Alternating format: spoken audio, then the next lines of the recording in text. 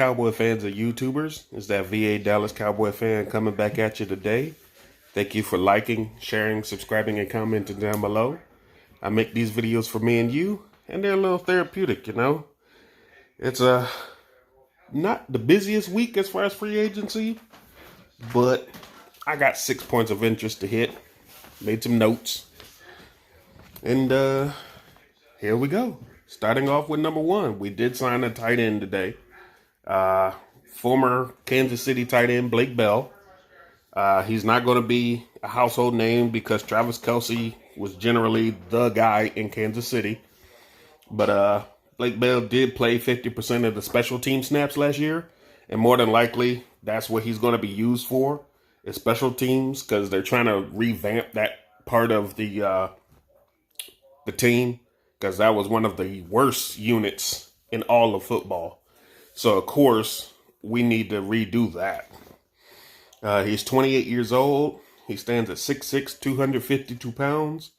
And for offense, he's generally a blocking tight end like Witten, but he does know how to get out there and get down the field. He's a former 49er, Vikings, Jaguars player as well. He was picked in the 4th round of the 2015 draft by none other than our defensive line coach, Jim Tomsula, when he was head coaching the 49ers. So they got that familiarity with each other. So that's going to be basically what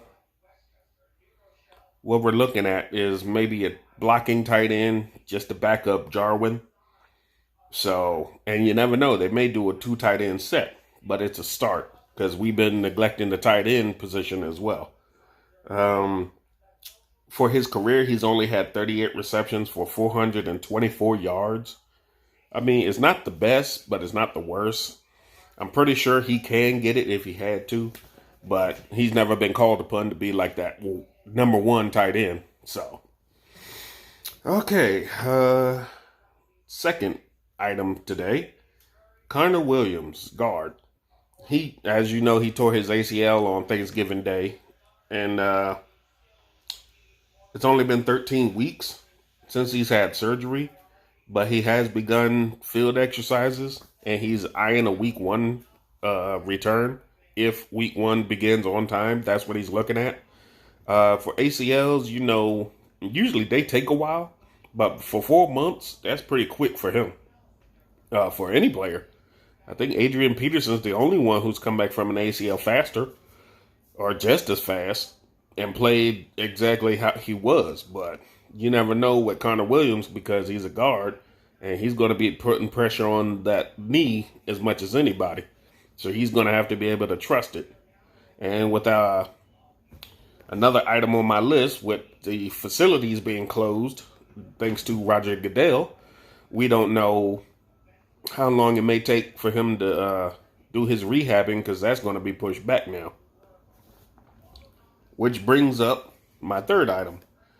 Roger Goodell did order all team facilities to be closed starting tonight. But for some reason, even though all 32 GMs recommended that the draft be moved back, all 32 owners, on the other hand, decided, heck no. We want the draft to be exactly when it is so we can make our money. We don't care about pushing it back. We want to be the hottest thing on TV and make that money. So that's a big slap to the face of all GMs, and that your owners don't seem to care. They're all about their bottom dollar. They're not worried about anything else, because it's going to be hard on these guys to do their job as GMs, because you can't do any medical procedures, physicals. You can't have these guys into the facilities to talk to them face to face. You can't get a small little workout in on them. Nothing.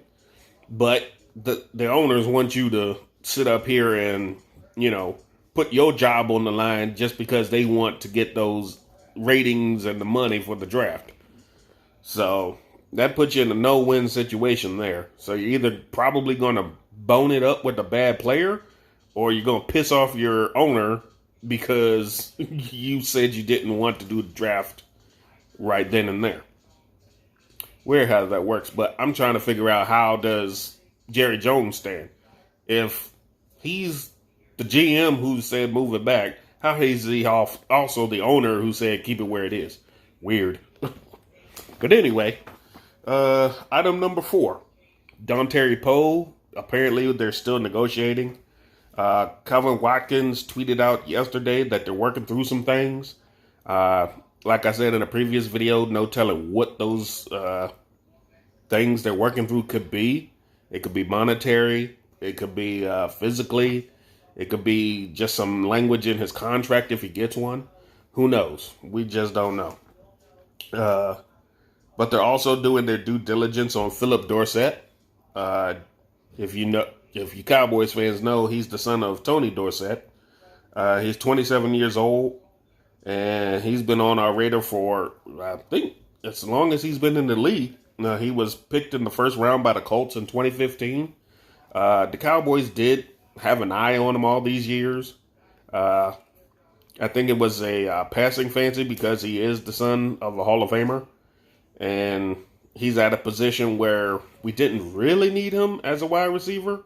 But if he becomes available and the price is right, they're probably going to take a look at him, which they're doing now. So you never know. He could be coming to Dallas. They could be just trying to feel it out. You never know. We'll have to see about that. Next item. And we're up to 5 now. Travis Frederick's cap impact. I did discuss that yesterday, that I didn't want to get into the numbers right then and there. But now I've had a chance to sit down and look at it. In 2017 and 2018, he had his contracts restructured, and the money was spread out evenly for 5 years. On his first restructure, they added $2.585 million per year up to 2021. And apparently on his second restructure, they added $1.74 million up to 2022.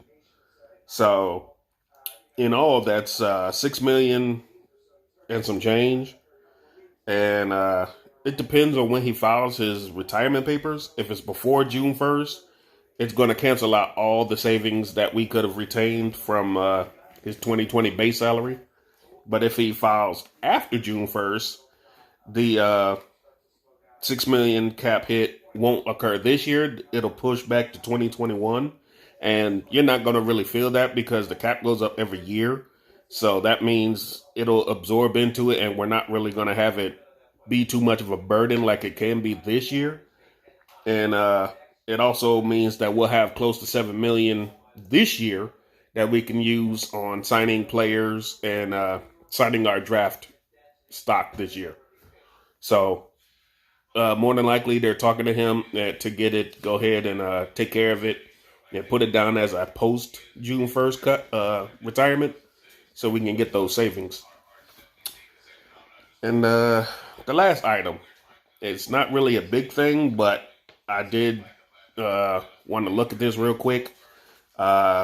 Somebody tweeted out, Luke Diamond tweeted out some of the more known players to retire before the age of 31.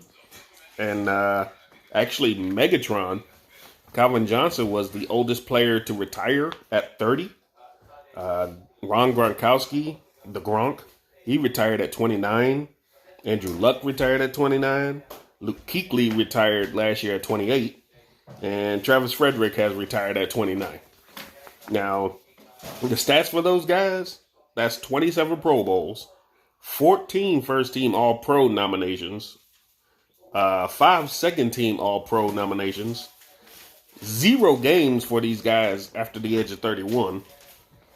And people are wondering, why would you add a 17th game and no extra bye week to the schedule?